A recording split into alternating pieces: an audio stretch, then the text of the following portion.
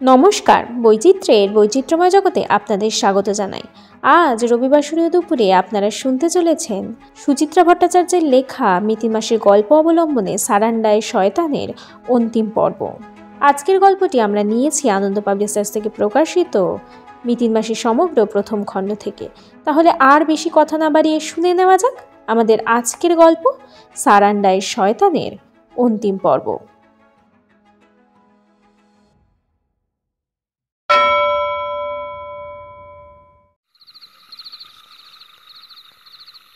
ভরা পূর্ণিমা, একটু আগে চাঁদ উঠেছে। চরাচরে এখন অপরূপ জ্যোৎস্নার মসলিন। সারান্ডার জঙ্গল সেজেছে রূপলি সাজে। হালকা হালকা বাতাস বইছে। শাল, সেগুন, মহুয়ার বনে থির থির কাঁপন। ইন্সপেকশন বাংলোর লনে গোল হয়ে বসে গল্প করছিল টুকুররা। রাতে খাবার দাবার পর দূরে জঙ্গলের দিকে তাকিয়ে সহেলি বললেন, কি অপূর্ব লাগছে দেখতে, তাই না? ঠিক যেন মনে হচ্ছে গোটা জঙ্গল যেন গয়নাগাটি পরে ঝলমল করছে। আহা, চক্ষু আজ সার্থক হলো। আমার কিন্তু চক্ষু আগেই সার্থক হয়েছে মিতিনের কেরামতি দেখে। মিতিন লাজুক মুখে বলল, ধুস, কি যে বলেন, কেরামতি আবার কিসের? ঘটনার পরম্পরাগুলো স্টাডি করলেই ব্যাপারটা জলের মতো পরিষ্কার হয়ে যায়। আর আমি তো বেশ কয়েকখানা সূত্রও পেয়ে গেছিলাম। টুপুর বলল, আমি বলবো কি কি সূত্র? হ্যাঁ বল, শুনি তাহলে। এই যেমন ধরো, ঝিনিক পানিতে মোটর সাইকেলের চালকটিকে দেখেই তোমার খুব স্ট্রাইক করেছিল, মনে হয়েছিল লোকটা খুব চেনা চেনা। এটাকে কি ঠিক সূত্র বলা যাবে? মিতিন মৃদু হাসল। না রে, এটাকে ঠিক সূত্র বলা চলে না, কারণ লোকটা তো আমার চেনা ছিল না। বহুকাল আগে খবরের কাগজে এই গর্জন রায়ের একটা ছবি বেরিয়েছিল। ছবির সেই মুখটাই আমার স্মৃতিতে ছিল আবছা আবছা, আর তাই কোথায় দেখেছি কিছুতেই মনে করতে পারছিলাম না। বরং বাটল ওপেনারটাকে ক্লু হিসেবে ধরা যেতে পারে, কারণ ওই ছোট্ট জিনিসটাই তো আমার স্মৃতিকে একদম ঝাঁকি দিয়ে জাগিয়ে দিল রে। বাটল ওপেনার মানে? আচ্ছা, যেটা তুমি বাংলো থেকে কুড়িয়ে পেয়েছিলে? হুম, একদম ঠিক ধরেছ।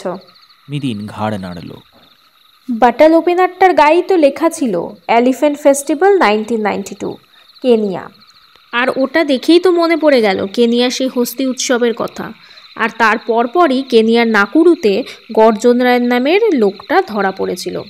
কাগজে মোটামুটি ডিটেলেই দিয়েছিল খবরটা। যতদূর মনে আছে, হেডিং ছিল ওই গজদন্ত পাচারের দায়ে বিদেশে ভারতীয় ইঞ্জিনিয়ার গ্রেফতার।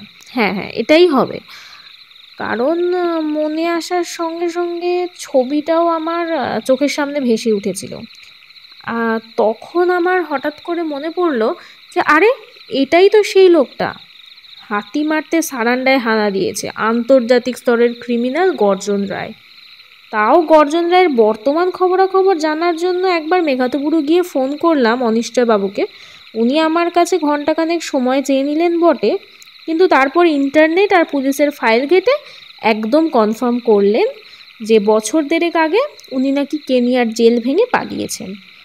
অতএব সে ভারতে চলে আসতেই পারে, আর তার সম্ভাবনাই প্রকট হয়ে উঠেছিল। তোমাদের হয়তো মনে আছে যে গত বছর নর্থ বেঙ্গলে 2টো হাতিকে মেরে গজদন্ত লুট করা হয়েছিল। সম্ভবত ভারতে গর্জন রায়ের ওটাই প্রথম কীর্তি। গর্জন রায় নর্থ বেঙ্গলের লোক বলেই কি প্রথমে ওখান থেকে অপারেশন শুরু করেছে? নিশ্চয়ই তাই, কারণ স্থানীয় জঙ্গলের টোপোগ্রাফি ভালো করে জানা না থাকলে সেখানে আর যাই হোক চোরা শিকার চালানো সম্ভব নয়। কিন্তু মুকুল সিংহ এর মধ্যে এলো কি করে? আমারও কিন্তু এটা নিয়ে প্রথম দিকে খটকা ছিল। মুকুল সিংহকে আপাত চোখে দেখলে ভালো মানুষ বলেই তো মনে হয়। বটেই তো, মুকুল সিংহ যে এর মধ্যে থাকবে আমি তো কল্পনাই করতে পারিনি। আমিও তো অনেক পরে একে একে 2 আর 2 2 4 করলাম। তখন গর্জন রায়ের অতীত জীবন সম্পর্কে ভাবতে গিয়েই মুকুল সিংহের সঙ্গে তার যোগাযোগের সম্ভাবনাটা হঠাৎই মাথায় খেলে গেল। গর্জন রায় আইআইটির ছাত্র ছিলেন। মুকুল সিংহ ওখানকারই স্টুডেন্ট হোস্টেলের কর্মচারী ছিলেন। আমি শিওর গর্জন রায় যে হোস্টেলে থাকতো মুকুল সিংহও সেই হোস্টেলেরই স্টাফ ছিলেন। তো গর্জন রায় তো বহুকাল আগে পাশ করে গেছে, মুকুল সিংহর সঙ্গে তার যোগাযোগ হলো কিভাবে? একটা কথা মনে রেখো, গর্জন রায় একজন ক্রিমিনাল হলেও সে কিন্তু অত্যন্ত ব্রিলিয়ান্ট একজন স্টুডেন্ট। তার মাথাও অত্যন্ত সাফ। ব্যাপারটা হলো 1 বছর ধরে নর্থ বেঙ্গলে বদমাইশি করেই সে বুঝতে পেরে গেছিল যে এবারে তাকে জায়গা পাল্টাতেই হবে, কারণ বন দফতর ওখানে এখন অ্যালার্ট হয়ে গেছে। তাছাড়া ওখানে তার চেনা জানার সংখ্যাও বেশি, অতএব ওখানে তার ধরা পড়ার সম্ভাবনাও বেশি। অন্য কোনো জঙ্গলে অপারেশন শুরু করা যায় এই কথা ভাবতে গিয়েই সম্ভবত তার মুকুল সিংহর নাম মাথায় আসে। মুকুল সিংহর বাড়ি যে প্রায় সারান্ডাতেই এটাও যেমন জানতো গর্জন, সঙ্গে সঙ্গে মুকুলের নেচারটাও তার অজানা ছিল না। মুকুল সিংহের নেচার মানে? আসলে মুকুল সিংহ হলেন একজন পার জুয়ারি। ছেলেবেলা থেকেই কুসঙ্গের প্রতি তার প্রবল টান ছিল। কুসঙ্গে পড়ে একবার বাড়ি থেকেও তিনি পালিয়েছিলেন। খড়গপুরে পাঠিয়েও ছেলের চরিত্র বদলাতে পারেননি পুরুষোত্তম বাবু। তবে তিনি শক্ত ধাতের মানুষ। বিজনেস বাঁচানোর জন্য মুকুলকে কাজ কারবারের ধারে কাছেও ঘেঁচতে দেননি তিনি। মুকুলের যে কিছু একটা বদনেশা আছে এই সন্দেহটা আমার চাই বাসাতেই মাথায় উঁকি মেরেছিল। সেই অনন্ত চ্যাটার্জি মনে আছে তার কথায়? জুয়ারিরা অসম্ভব লোভী হয়। গর্জন রায়ের লোকচরিত্র ভালোই বোঝে, তাই মুকুলকেই সে সারান্ডা অভিযানের সঙ্গী হিসেবে বেছে নেয়। সে ভালোই জানতো সারান্ডা অঞ্চলে সিংহ পরিবারের যথেষ্ট প্রতাপ আছে, আর তাই মুকুলের মাধ্যমে হাতির দাঁত পাচার তার পক্ষে অনেকটাই সহজ হবে। কিন্তু মুকুল সিংহের যে জুয়ার নেশা আছে তুমি বুঝলে কি করে? ওই যে বললাম, একে একে 2 আর 2 2 4 করতে করতে। সেদিন আসলে রাতে সিংহমশাই নামটি শোনার পর থেকেই আমি ভাবতে শুরু করি এই সিংহটি কে হতে পারে। পুরুষোত্তম সিংহ? তিনি কি হতে পারেন? ভদ্রলোকের যেমন সুনাম আছে বদনামও তো আছে, তাই একবার ভেবেছিলাম। তারপর মনে হলো যে মানুষ খ্যাতির আর সম্পদের চূড়ায় উঠে গেছেন তিনি এই বৃদ্ধ বয়সে পৌঁছে হঠাৎ হাতির দাঁত চুরির কাজে নামতে যাবেন কেন, তা আবার অন্য কারোর সঙ্গে হাত মিলিয়ে? না, পুরুষোত্তমের চরিত্রের সঙ্গে এই কাজটা মেলানো যায় না।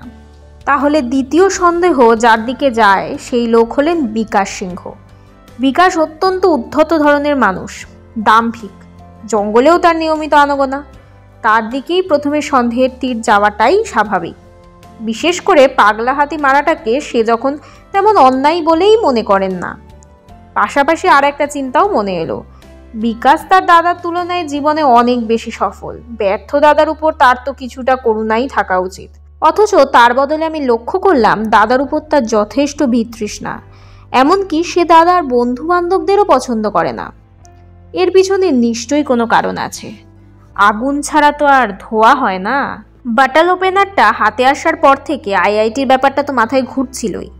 তখন মুকুল সিংহর নেচারটা কনফার্ম করার জন্য আমি মেঘাতাপুর থেকে চাইবাসার অনন্ত চ্যাটার্জিকেও ফোন করেছিলাম। সেদিনও অনন্তবাবু চেপে যেতে চাইছিলেন, পরে কিছুটা খুলে বলতে ওই টিপসটা আমায় দিয়ে দিলেন। মুকুল সিংহ আগে পরিবারের টাকা পয়সাও অনেক নষ্ট করেছে এবং এই নিয়ে বিকাশের সঙ্গে তার বহু ঝগড়াঝাটিও হয়েছে। এরকম একটা ইম্পর্টেন্ট সংবাদও আমায় সাপ্লাই করলেন অনন্তবাবুই। ব্যাস, আমার অঙ্কটাও অনেকটা এগিয়ে গেল। তারপর থালকোবাদ ফিরে যখন শুনলাম মুকুল সিংহ থালকোবাদে এসেছেন, তখন আর কি, তখন আমার হিসেবটাও মিলে গেল। মুকুলবাবু খুব মিথ্যে কথা বলেন। তা এটা আবার তুই কি করে বুঝলি? সেদিন থলকোবাদে এসে বলছিলেন তার পরিচিত ভদ্রলোকেরা নাকি খড়গপুর থেকে টানা জিপেই এসছেন, অথচ জিপের নাম্বারটা পশ্চিমবঙ্গের নয়, ঝাড়খণ্ডের। তা সেটা আগে বলিসনি কেন? মানে তখন মাথায় আসেনি, এক্ষুনি মনে এলো। তা এই খুঁটিনাটিগুলোই তো তোর আগে লক্ষ্য করা উচিত ছিল। গাড়ির নাম্বার ছাড়া আর কিছু মনে আসছে মুকুলবাবুর সম্পর্কে? টুপুর মাথা চুলকে বলল, আর কি বলো তো? লোকটা যে বারবার আমাদের সারান্ডার জঙ্গলে থাকতে নিষেধ করছিল সেটা খেয়াল করিসনি? আরে হার্ডকোর ক্রিমিনাল তো নয়, কিছু টাকার লোভে কাজে নেমেছে, তাই পাছে আমরা ওকে জঙ্গলে আবিষ্কার করে ফেলি, এই অস্বস্তিটাই ওর মনে কাজ করছিল। ইনফ্যাক্ট আমরা ওকে আদৌ সন্দেহ করছি কিনা সেটা বুঝতেই ওর থালকোবাদে আসা। যা, শুধু এই জন্য থালকোবাদ আসবে কেন? অপারেশনের খোঁজ খবর নিতেও জঙ্গলে এসেছিল। আরে সে তো বটেই, লিগিরদা থেকে নুনের বস্তার হাপিস হওয়ার গল্পটা মুকুল আগেই পেয়ে গেছিল। আর সে কাজটা আমরাই করেছি কিনা অথবা আমরা আদেও কিছু টের পেয়েছি কিনা এইসব বুঝে নিতেই ও এসেছিল। আসলে গর্জন রায়ের মতো তো আর ঝানু নয়, তাই বোঝেনি যে ওর ওই হঠাৎ দর্শন দেওয়াটাই বুমেরাং হয়ে যেতে পারে। মুকুল সিংহর ব্যাপারটা নয় বুঝলাম, কিন্তু গর্জন রায়ের মতো পাক্কা ক্রিমিনাল হঠাৎ মধু বাবার সেজে বসেছিল কেন বলতো? আরে বর্দি, এটা বোঝা তো খুবই সহজ। হাতি মারা হবে সারান্ডার জঙ্গলে, আর হাতির দাঁত চালান যাবে সারান্ডা দিয়ে। সুতরাং এদিকে তো ওর 1-1.5 মাস ঘাটি গাড়া দরকার, কারণ উটকো লোক হঠাৎ করে যদি জঙ্গলে ঘোরাফেরা করে তাহলে লোকজনের মনে সন্দেহ হবেই। তাই ওই ভেগ, তাই ও মধু বাবা সেজে আদিবাসীদের মন জয় করে সবার চোখের সামনেই থাকলো, আর কেউ ওকে কোনো সন্দেহও করলো না। করমপদা থেকে অপারেশনের প্রস্তুতি চালানোটাও ওর পক্ষে অনেক সোজা হয়ে গেল। ব্যাটা সাধু সেজে থাকলেও মুরগি খাওয়ার লোভ সামলাতে পারতো না। দাড়ি গোপ খুলে গেরুয়া বসন ছেড়ে মোটর সাইকেলে করে মুরগির খোঁজে বেরোতো। আরে শুধু মুরগি কেন, শিষ্যর বাড়ি যাওয়ার নাম করে গর্জনবাবু আর গর্জনবাবুর চেলারা মোটর সাইকেলে সর্বত্রই ঘুরে বেড়াতো। ফুর্তি করার ব্যাপারটা তো ছিলই, তবে খবর কালেকশনও ছিল অন্যতম কাজ। ঝিনিকপানিতে যেদিন ওদের সঙ্গে দেখা হলো আর পরে কিরিবুরুতেও, আমি শিওর সেদিন ওদের একটা আর্জেন্ট মিটিং ছিল, সম্ভবত জামদার কাছে পিঠেই, কারণ মুকুল সিংহও ছিল সেই মিটিংয়ে। পরে গর্জনবাবু তার চেলাকে নিয়ে মেঘাতবুরুতে রাতে একটু আসর জমাতে যান, এই আর কি। সত্যি এখন সব একেবারে জলের মতো পরিষ্কার। পার্থ একটা হাই তুলল। চলো এবার গর্জন মুকুল এসব ছেড়ে আমরা শুতে যাই। কাল সকাল সকাল তো আবার রওনা দিতে হবে। ইস, কি ঝড়ের মতো 5টা দিন চলে গেল, আবার সেই কলকাতায় ফিরে হারিয়ে ঠেলো। অবনী বললেন, 6খানা বই এনেছিলাম, দুটোই তো শেষ হলো না। পার্থ জিজ্ঞেস করলো, জঙ্গল আর সমুদ্রের পরে আর কি কি আছে আপনার কাছে? পাহাড়, মহাশূন্য?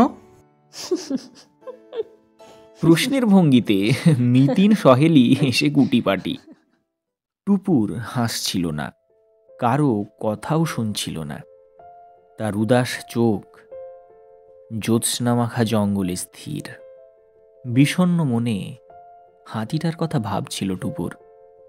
হাতির সেই নিষ্প্রাণ চোখ দুটোর কথা সে ভুলতে পারবে না কোনোদিনও। ইস, কেন যে কিছু কিছু মানুষ এমন হৃদয়হীন হয়।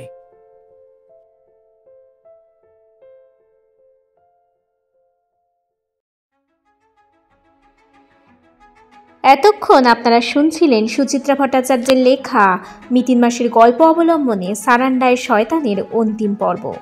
গল্পের সূত্রধার এবং মিতিন মাসির ভূমিকায় আমি রায়া, গল্পকথক প্রীতম, পার্থর ভূমিকায় সুমন, টুপুরের ভূমিকায় পৌলমী, সহেলির ভূমিকায় আশা, অবনীর ভূমিকায় সুদীপ্ত। পোস্টার ডিজাইন এবং স্পেশাল সাউন্ড এফেক্টসে প্রীতম। আবার দেখা হবে আগামী রবিবার অন্য কোনো নতুন একটি গল্প নিয়ে। ততক্ষণ পর্যন্ত আপনারা আমাদের চ্যানেলটিকে সাবস্ক্রাইব করে আমাদের পাশে থাকুন আর এইভাবেই ভালোবাসা দিতে থাকুন আর শুনতে থাকুন বৈচিত্র্য গল্প বুক। ধন্যবাদ।